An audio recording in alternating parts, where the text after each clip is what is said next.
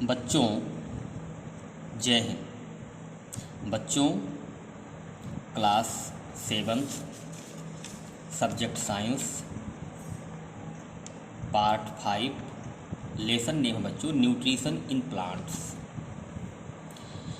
बच्चों पार्ट 5 जो है नॉलेज के हिसाब से वेरी वेरी इम्पोर्टेंट है। बच्चों में बहुत टाइम लग रहा है एक एक पैराग्राफ को आपको टीच करने में। ध्यान दीजिए बच्चों। Other mode of nutrition in plants, पौधों में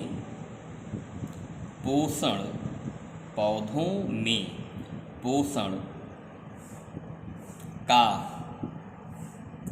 दूसरा तरीका।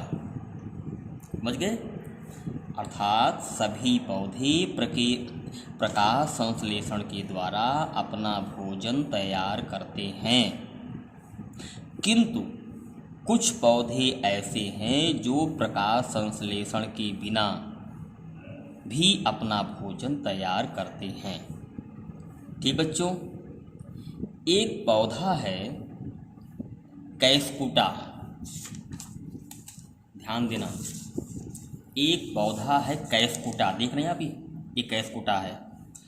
ये इसके ऊपर जैसे किसी दीवार के ऊपर गिलोय चढ़ जाती है, जैसे किसी पौधे के ऊपर या दीवार के ऊपर गिलोय चढ़ जाती है, उसी प्रकार से ये पेड़ है। इसके ऊपर एक लताएं देख ना, पीले कलर की जो लताएं फैली हुई हैं, यही है कैस्कुटा।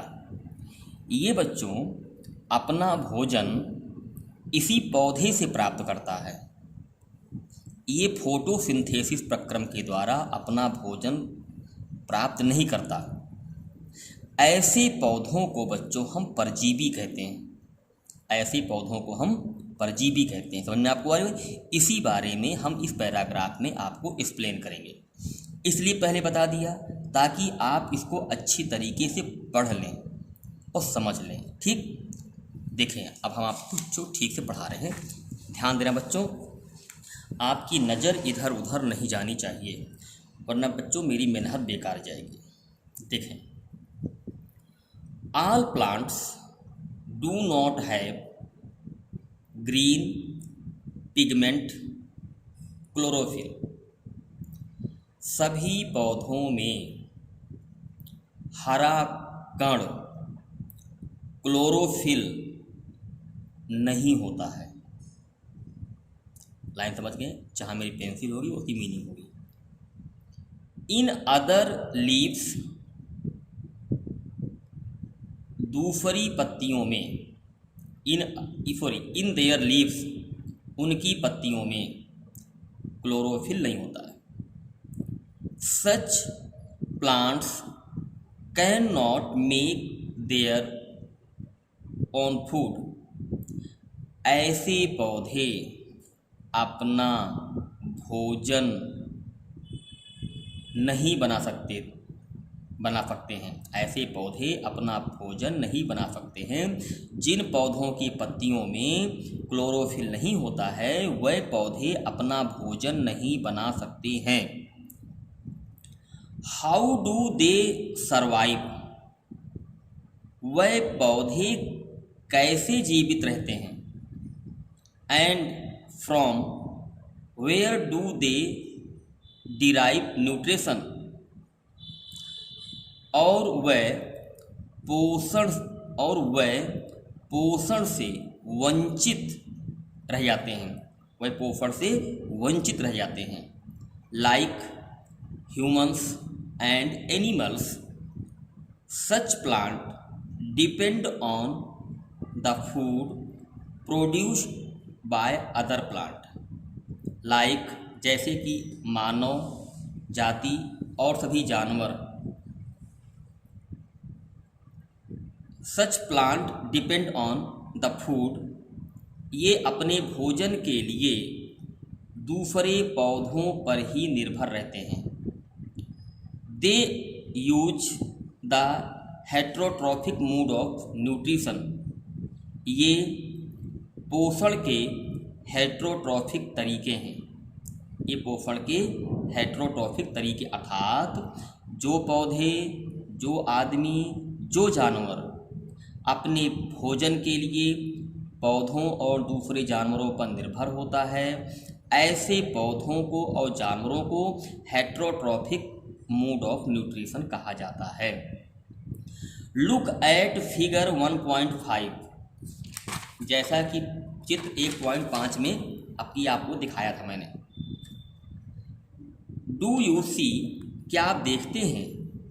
येलो वायरी ब्रांच्ड, येलो मीन्स पीली, वायरी मीन्स तार की तरह, ब्रांच मीन्स शाखाएं, स्ट्रक्चर मीन्स बनावट, टूम मीन्स टहनियाँ, अराउंड मीन्स चारों ओर, स्टेम मीन्स लताएं। क्या आप देखते हैं पीली तार की तरह शाखाओं वाली टहनियाँ अराउंड द स्टेम, उस पेड़ की लताओं पर और शाखाओं पर चारों ओर फैली हुई हैं। आप देख रहे हैं ये आपका पेड़ है, ये पीली तार की तरह जो है ये इसे पूरे पेड़ पर फैली हुई है बच्चों।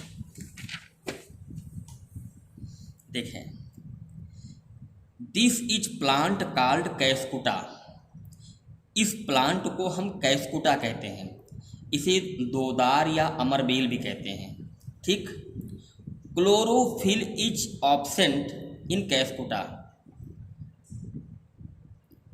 कैस्कुटा में क्लोरोफिल उपस्थित नहीं होता है।